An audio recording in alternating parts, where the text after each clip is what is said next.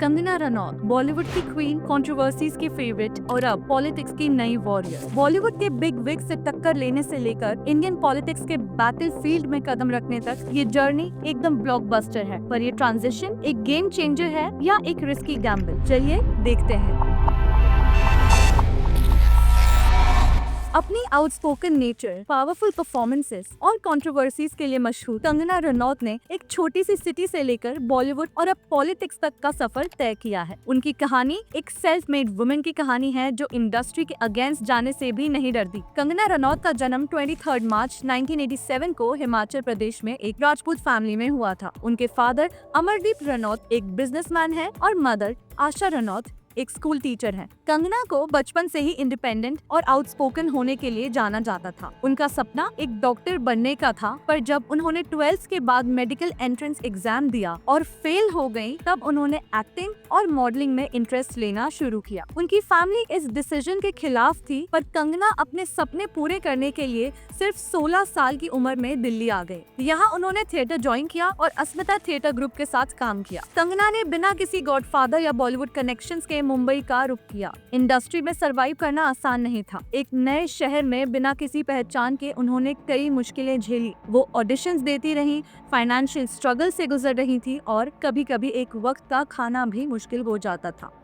2006 में उनकी जिंदगी तब बदल गई जब डायरेक्टर अनुराग बासु ने उन्हें फिल्म गैंगस्टर में लीड रोल दिया। ये फिल्म सुपरहिट रही और कंगना को film fair best female debut का अवार्ड भी मिला। उनकी परफॉर्मेंस को क्रिटिक्स ने भी बहुत सराहा, पर बॉलीवुड की दुनिया अभी उनके लिए और भी मुश्किल होने वाली थी। इसके बाद उन्होंने वो लम्हे, लाइफ इन अ मेट्रो और फैशन जैसी क्रिटिकली अक्लेम्ड फिल्म में काम किया। फैशन के लिए उन्हें नेशनल अवार्ड भी मिला, जो उनकी एक्टिंग एबिलिटीज का सबूत था। 2011 में तनु वेड्स मन्नू उनके करियर का एक टर्निंग पॉइंट बना। उनकी क्वर्की और फन लविंग कैरेक्टर ने ऑडियंस का दिल जीत लिया। 2013 में क्वीन रिलीज हुई, जो कंगना की करियर की सबसे ज्यादा इम्पोर्टेंट फिल्म बनी। इस फिल्म ने उन्हें बेस्ट एक्ट्रेस का नेशनल अवार्ड दिलाया और उनका नाम बॉलीवुड की सबसे टैलेंटेड एक्ट्रेसेस में शामिल हो गया। इसके बाद तनु वेड्स मन्नू रिटर्न्स और मणिकर्णिका जैसे सुपर हिट्स ने उनकी स्टार पावर और भी स्ट्रॉन्ग कर दी। मणिकर्णिका में उन्होंने एक्टिंग के साथ साथ डायरेक्शन भी की, जो एक बड़ी बात थी। कंगना रनौत बॉलीवुड की एक ऐसी एक्ट्रेस है जो सिर्फ अपनी एक्टिंग ही नहीं, बल्कि अपने आउटस्पोकन पर्सनालिटी और फियरलेस एटीट्यूड के लिए भी जानी जाती है। उन्होंने हमेशा अपनी बात खुलकर रखी है, चाहे उसे उनके दुश्मन ही क्यों ना बन गए। बॉलीवुड के पावरफुल लोगों के अगेंस्ट जाने से लेकर पॉलिटिकल और सोशल इश्यूज पर अपनी ओपिनियन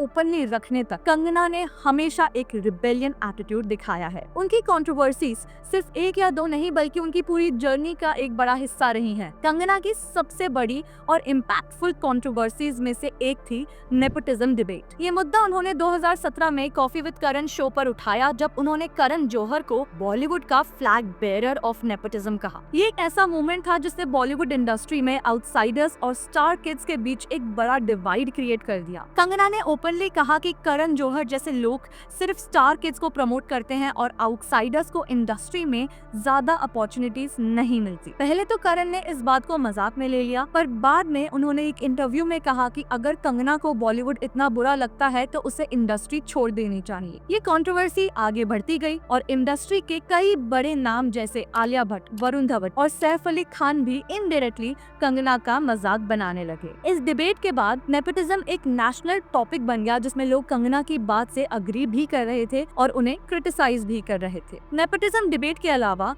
कंगना की सबसे पर्सनल और कंट्रोवर्शियल फाइट्स में से एक थी उनका और ऋतिक रोशन का लीगल बैटल। ये कंट्रोवर्सी 2016 में तब शुरू हुई जब कंगना ने एक इंटरव्यू में ऋतिक रोशन को अपना सिली एक्स कहा। ऋतिक ने तुरंत जवाब दिया और बोला कि उनका और कंगना का कभी कोई रिलेशनशिप था ही नहीं। कंगना ने क्लेम किया कि ऋतिक उनके साथ एक सीक्रेट रिलेशनशिप में थे, जो ऋतिक ने पब्लिकली डिनाई कर दिया। ये कंट्रोवर्सी और भी बढ़ गई जब ऋतिक ने कंगना के अगेंस्ट डिफेमेशन केस फाइल किया और उनके ऊपर फेक ईमेल्स भेजने का इल्जाम लगाया। दोनों तरफ से लीक्ड ईमेल्स और प्रूफ सामने आए जो मीडिया में एक सेंसेशनल टॉपिक बन गया। ये कंट्रोवर्सी महीनों तक चली और कंगना ऋतिक की पब्लिक स्पैट बॉलीवुड की सबसे कंट्रोवर्शियल फाइट्स में से एक बन गई। सुशांत सिंह राजपूत की मौत के बाद कंगना और भी आउटस्पोकन हो गई। उन्होंने बॉलीवुड के माफिया कल्चर और ड्रग्स नेटवर्क पर बड़ा सवाल उठाया। उन्होंने ये क्लेम किया कि बॉलीवुड में एक गैंग है जो आउटसाइडर्स को प्रेशर डालता है और उनके करियर को खत्म करने की कोशिश करता है। उन्होंने बड़े फिल्म मेकर्स जैसे करण जौहर, महेश भट्ट और आदित्य चोपड़ा पर भी इल्जाम लगाया कि उन्होंने आउटसाइडर्स को